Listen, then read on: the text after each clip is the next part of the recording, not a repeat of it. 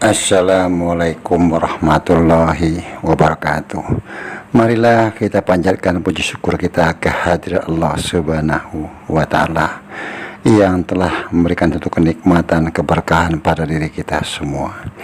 Juga kita tidak lupa mengucapkan sholawat dan salam kepada junjungan baginda Nabi kita yang mulia, Nabi Muhammad Sallallahu Alaihi Wasallam, beserta keluarga, juga para sahabat dan pengikutnya yang senantiasa istiqomah. Izinkan Abah untuk mengucapkan banyak-banyak terima kasih kepada saudara-saudara Abah yang telah membantu subscribe, like, comment, share. Karena subscribe itu gratis, mohon dibantu. Jangan lupa memunculkan loncengnya. Bagi saudara-saudara Abah ingin mendukung Abah, bisa membantu Abah di Saweria supaya Abah bisa meningkatkan dalam pembahasan tentang sosok manusia pilihan Satria Piningit.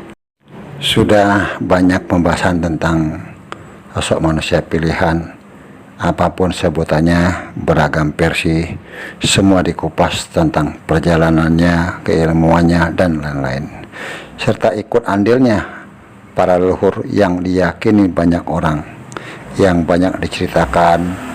Tidak satupun pembahasan tentang sosok manusia pilihan mendapatkan pesan dari para leluhur senusantara. Tidak hanya di Pulau Jawa, tapi sang sosok manusia pilihan bukanlah karena leluhur, karena kehendak Allah Subhanahu wa Ta'ala, pencipta alam semesta ini. Jadi dalam pembahasan tentang sosok manusia pilihan harus mengetahui bagaimana awalnya beliau terpilih dan bagaimana beliau diperjalankan oleh Tuhannya. Begitu juga kenapa adanya cerita Satria Piningit di Pulau Jawa, dan tidak sedikit yang mengkaitkan dengan sosok pemimpin akhir zaman yang diutus oleh Allah Subhanahu wa Ta'ala, yaitu Imam Al-Mahdi. Apakah sosok Satria Piningit ada hubungannya dengan Imam Al-Mahdi? Hanya Allah Subhanahu wa Ta'ala lah yang maha mengetahui. Tapi sebenarnya tentang kaitannya kedua sosok tersebut sudah Abah bahas di video terdahulu. Karena satu sosok yang dikenal di Jawa dengan sebutan satu raga 1000 jiwa, berbagai sebutan, dan sang sosok manusia pilihan tentunya diperjalankan versi Jawa dan versi Islam. Jawa dikenal dengan budi luhurnya dan Islam dikenal dengan akhlaknya. Semua terkait, dan ini sudah Abah bahas di video yang terdahulu. Karena banyak yang berkeyakinan sang sosok manusia pilihan ada hubungan dengan para leluhur senusantara. Tapi ada yang berpikir, kenapa para leluhur mendampingi sang sosok manusia pilihan? Tentu perlu diingat, yang menjaga tidak hanya para leluhur dari Pulau Jawa, tapi leluhur dari leluhur Nusantara. Karena Abah meyakini setiap daerah mempunyai para leluhur, dan kini para leluhur menjaga sang sosok manusia pilihan dari hal-hal yang tidak diinginkan. Banyak yang meyakini akan kemunculannya. Tentunya tentang kemunculannya sulit diketahui karena kerahasiaannya dijaga oleh Allah Subhanahu wa Ta'ala. Sehingga sampai saat ini tak satupun manusia yang bisa memastikan siapa jati dirinya dan di mana keberadaannya.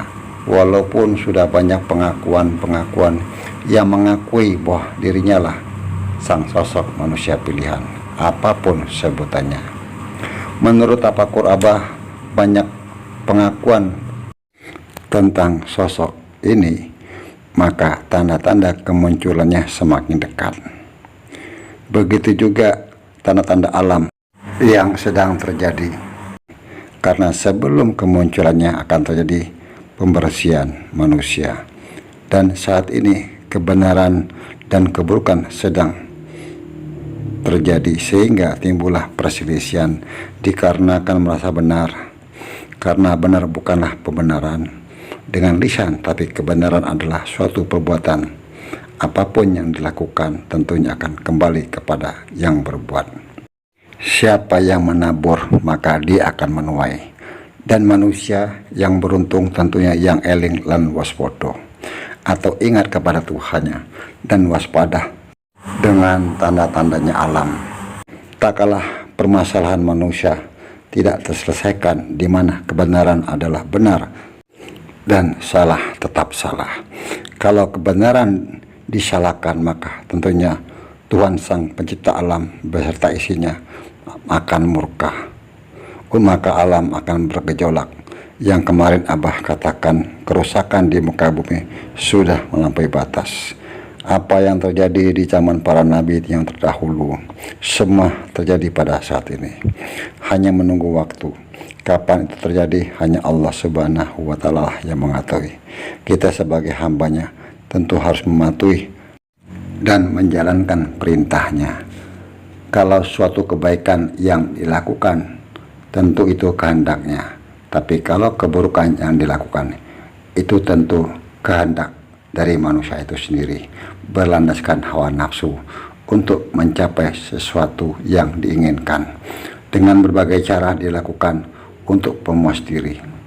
Ingatlah, keburukan dan kebenaran sudah hukum sunatullah, tapi kita yang berakal tentu mana yang dipilih, dan semua akan dipertanggungjawabkan nantinya. Tiada sesuatu kehidupan yang abadi, karena semua makhluk akan mengalami kematian. Kita kembali, kenapa peran leluhur yang menjaganya? Tentu sang manusia pilihan bukanlah leluhur yang memilih, tapi Allah Subhanahu wa Ta'ala yang berkehendak dengan kehendaknya, dan sudah menjadi ketentuan darinya. Tentunya para leluhur ada suatu keinginan kepada sang sosok manusia pilihan, berupa pesan yang harus disampaikan kepada sang sosok manusia pilihan.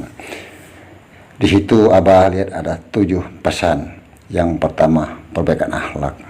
Yang kedua, berikanlah contoh akhlak yang baik dari yang tua kepada yang muda. Yang ketiga, sambungkan silaturahmi untuk menjaga persaudaraan. Yang keempat, ramaikanlah tempat ibadah. Yang kelima, kembalikanlah budaya yang lama.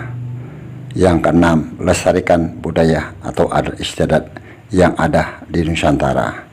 Yang ketujuh, sejahterakanlah dan makmurkanlah negeri ini. Itu permintaan daripada leluhur se-Nusantara dalam pesannya kepada sang sosok manusia pilihan tersebut. Mungkin saudara Abah bisa menjelaskan tentang cerita yang sudah Abah uraikan tadi, dan Abah selalu berpesan mohon dijaga lisannya. Apapun komentar-komentar dari saudara kita dihormati, dihargai. Kebenaran datang dari Allah Subhanahu wa Ta'ala, kekurangan dan kesalahan tentu datang dari Abah, mohon dimaafkan.